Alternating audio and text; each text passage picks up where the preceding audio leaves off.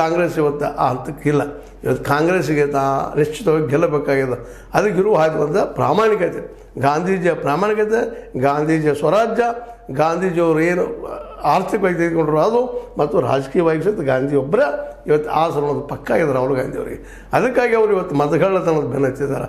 ಹೌದು, ಕಾಂಗ್ರೆಸ್ ತಪ್ಪು ಮಾಡಿದ, ಅಪರಾಧಿ ತಪ್ಪು ಮಾಡಿದ. ಇವತ್ತು ಅದಕ್ಕಿಂತ ದೊಡ್ಡ ದೊಡ್ಡ ಅಪರಾಧಿ ತಪ್ಪನ್ನು BJP ಮಾಡ್ತಾರೆ. ಅಂದ್ರೆ ಈ ದೇಶದ ಪ್ರಜಾಪ್ರಭುತ್ವವನ್ನು ಪೂರ್ತಿಯಾಗಿ ಓಡಿಸಿಬಿಡುವಂಥದ್ದು, ಕೊಲೆ ಮಾಡುವಂಥ ಪ್ರಯತ್ನಗಳು ಇವರೆಲ್ಲರೂ ನಡೆದು ಅಂಥ ಪ್ರಸಂಗದಲ್ಲಿ ಇವತ್ತು ರಾಹುಲ್ ಗಾಂಧಿಯವರು ಏನೋ ಸಾಹಸ ಮಾಡ್ತಾ ಇದ್ದಾರೆ. ಅದಕ್ಕೆ CM ಇಬ್ರಾಹಿಂ ಅಂತ ಒಬ್ಬ ಮಾತಿನ ಮಲ್ಲರು ಸಪೋರ್ಟ್ ಮಾಡಬೇಕಾಗಿತ್ತು. ನಡೆದಪ್ಪ ತಪ್ಪೆಲ್ಲರೂ, ಏನು ದೊಡ್ಡ ವಿಷಯ ಅಲ್ಲ ಅಂತೇಳಿ. ಆದರೆ ಮಾತು ಬಲ್ಲಾದಂಗೆ ಮಾತೊಂದು ಮಾನಿಕ ಇಲ್ಲ, ಹಂಗಾಗಲಿಲ್ಲ, ಮಾನಿಕ ಆಗಲಿಲ್ಲ. ಅದು ಮತ್ತೇನೋ ಆಯಿತು, ಆ ಮಾತು ಬೇರೆ ಹೇಳೋದ್ರಲ್ಲ. CM ಇವತ್ತು ನಮ್ಗೆ ಇಬ್ರಾಹಿಂನವರ ಬಗ್ಗೆ ಏನು ಅನಿಸ್ತದಪ್ಪ ಅಂದ್ರೆ, ಈ ಮನುಷ್ಯ ಕುಂಡಿ ಇಲ್ಲದ ಮಗಿ ಅಂತ ನಮ್ಮ ಕಡೆ ಹೇಳ್ತಾರೆ. ಯಾಕೆ ಬೇಕಾದ್ರೆ 6 ಕೊಟ್ಟರೆ ಅಚ್ಚೆ ಕಡೆ, 3 ಕೊಟ್ಟರೆ ಸೊಸೆ ಕಡೆ ಅನ್ನುವಂಗೋ, ಅಥವಾ 13 ಕೊಟ್ಟರೆ ಹಿಂಗೋ ಗೊತ್ತಿಲ್ಲಪ್ಪ ನನಗೆ. ಈ ರೀತಿಯಾಗಿ ಈ ನಮ್ಮ CM ಇಬ್ರಾಹಿಂ ಒಬ್ಬ ನಾಯಕರಾಗಬೇಕಾದವರು, ಈ ನಾಡಿನ ಒಬ್ಬ ಬುದ್ಧಿವಂತರು, ಪ್ರಜ್ಞಾವಂತರು.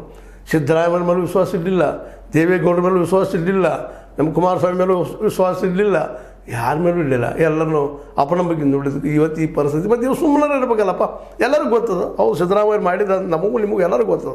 ಇಲ್ಲಿ ಮಾಡೋದು ಯಾವಿಲ್ಲ ರಾಜಕಾರಣ. ಇವತ್ತಿನ ರಾಜಕಾರಣ ಮಾಡಿ ಗೆಲ್ಲವ ಯಾವ್ರಿದ್ರೆ ನಕ್ಕಿ ಗದ್ದೆ ಮಾಡೇ ಇರ್ತಾರೆ, ದುಡ್ಡು ಹಂಚಿರ್ತಾರೆ, ಮತ್ತೇನು ಮಾಡಿರ್ತಾರೆ.